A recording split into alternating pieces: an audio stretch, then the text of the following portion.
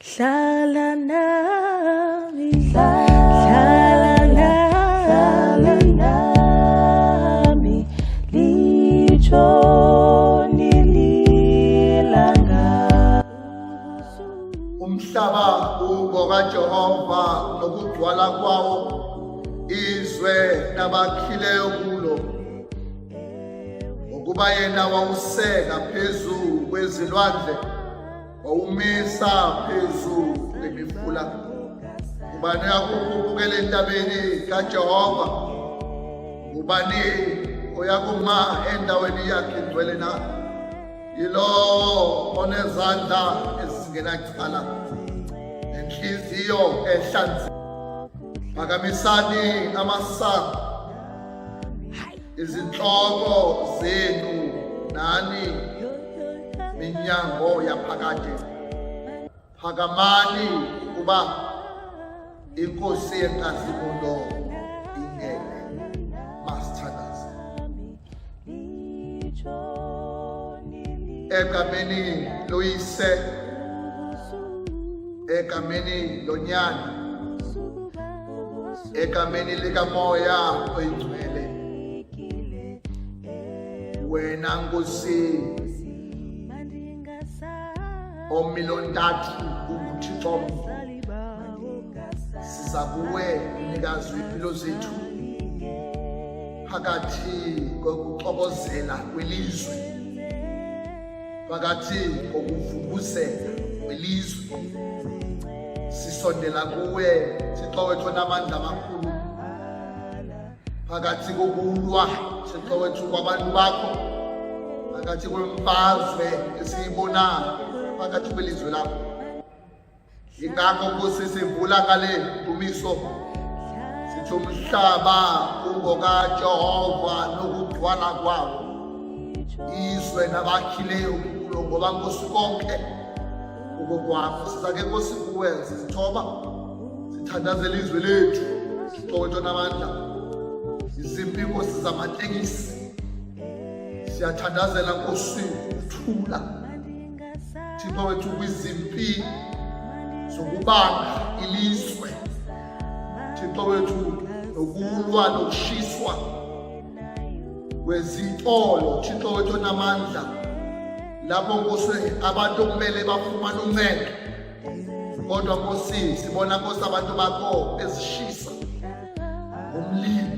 uNkulunkulu wethu namandla, sithandazela ukuthula elizweni ukuthi Nkosi inhlanga ezilwayo Thixo wethu namandla eKZN, sithi Nkosi sithandazela ukuthula phakathi kwamandiya nabantu Thixo wethu abamnyama. Sithi ke Nkosi engcwele, ngenelela njengoThixo kuleyameko esePhoenix, maluso olungileyo nakwizimpi Nkosi ezisezweni lonke eKapa. Thixo wethu engcwele, siyakuthandazela ukuthi wena usise ukuthula. Asinaye ke omunye uThixo ngaphandle kwakho, uwe wedwa oyimpendulo. uNkulunkulu wethu ongcwele, uwe wedwa onokusisa ukuthula elizweni. Sicela konke lokhu ayolwa sipela Yesu Kristu Nkosi yethu manje namuhla. Amen. Asifumane ke isifundo sethu kwabaseEfesu esahluko sesithathu. Siqala ukufunda from verse 14 sigcine ku verse 21. Ukuthandazela ukuqondwa kwezindaba ezilungileyo. Ephesians chapter 3 from verse 14 to verse 21. Ngenxa yoko ndiyawagoba amadolo am kuye uyise wenkosi yethu uYesu Kristu, ebizwe ngayo yonke imizalwane esemazulwini nesemhlabeni, ukuba ininike ngokobutyebi bozuko lwakhe, ukomelezwa ngamandla ngaye umoya wakhe, ngokusindisela emntwini ongaphakathi ukuba uKristu ahlale ngalo ukholo ezinhlizweni zenu, nandele lisekelwe eluthandweni ukuze nithi ndawonye nabo bonke abangcwele libe nakho kanye ukubuqiqa into obubuyiyo, ububanzi, ubude nobunzulu nokuphakama kwalo, kwanokulwazi uthando lukaKristu oluncamise ukwazi, ukuze niye nizale ngako konke ukuzala kukaThixo. Kuye ke onakho okwenza ngaphezu kwento zonke ngokugqithiseleyo kakhulu, ngaphezu kwesicelayo nesinokuqiqa ngokwamandla asebenza ngaphakathi kwethu.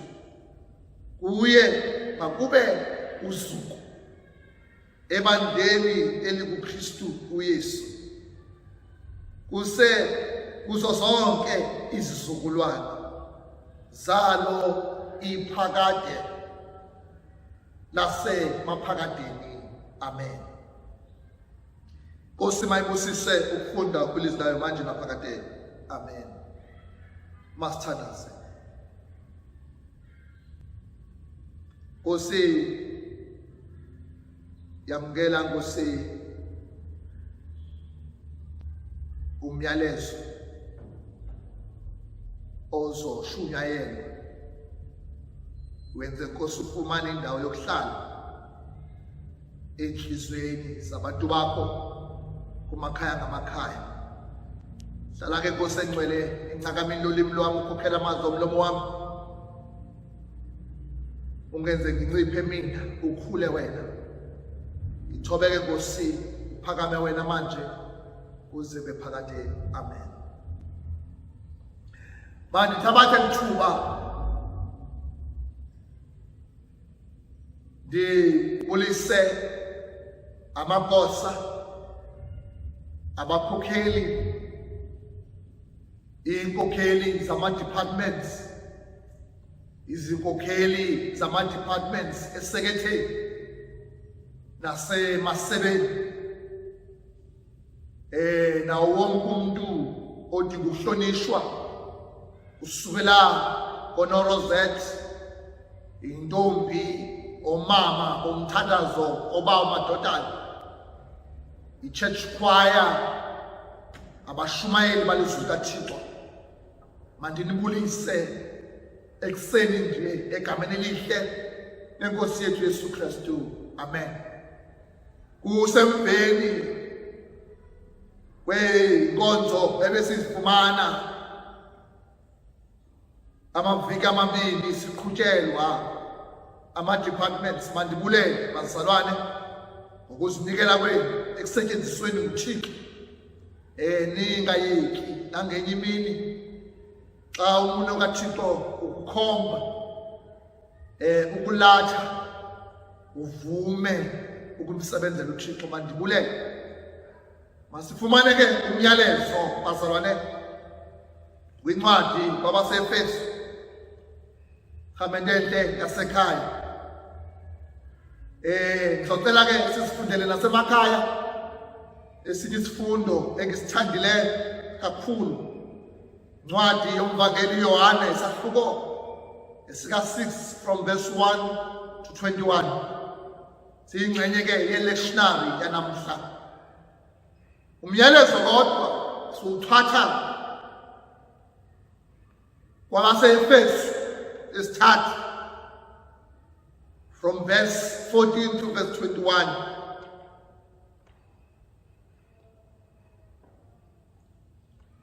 Ngizocela nje sibe nomgomo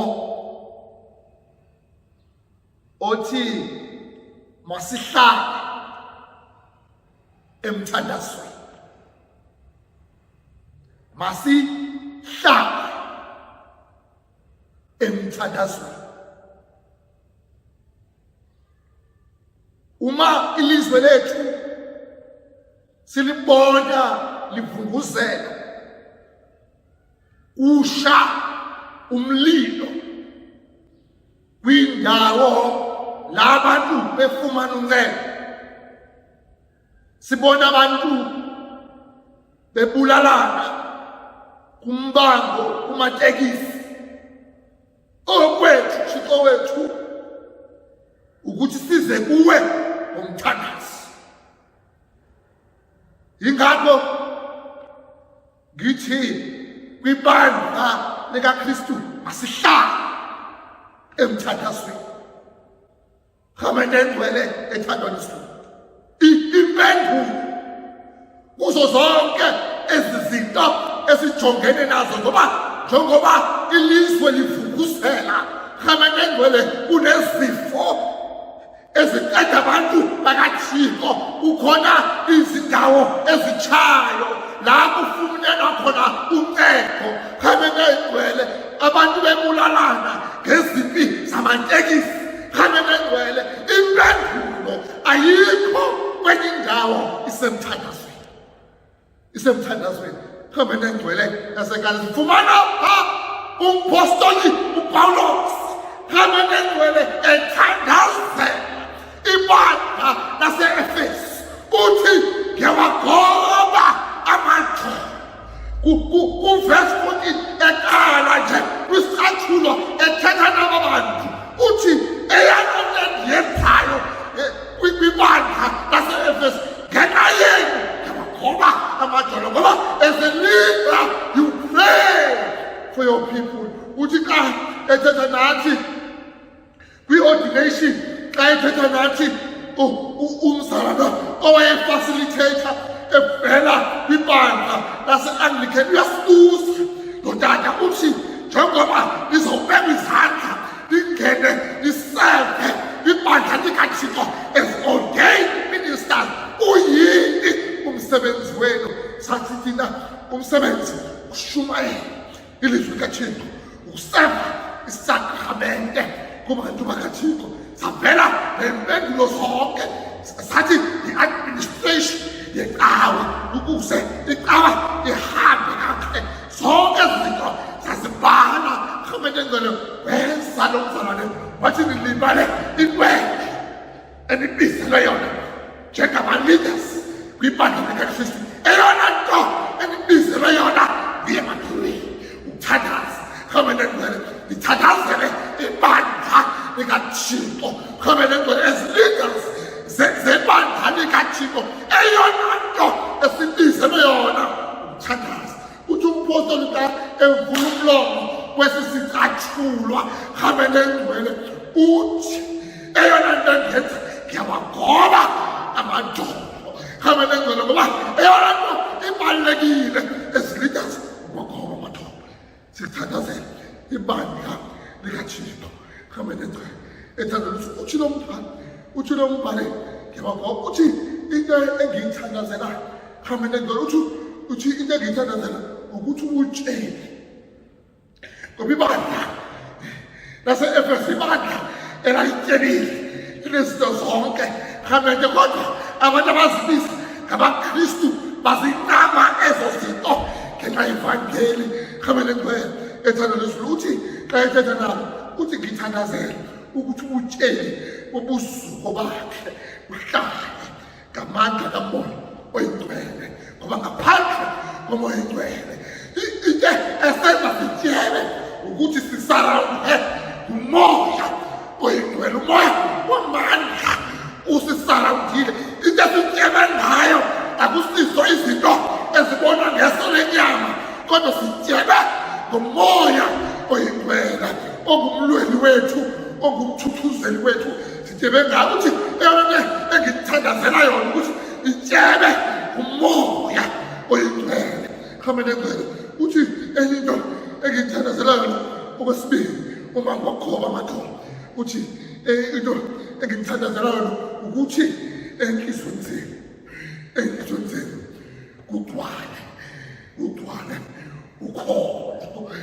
Engcwele ubona ilizwe lifunguzela, ilizwe liqokozela khamente kunezenzo zokurhwaphilizo kwabaphetheyo, abantu bebulalana bodwa khamente Engcwele, abantu beqedelana bodwa imisebenzi, ukuthi uKristu akahleli ngaphakathi.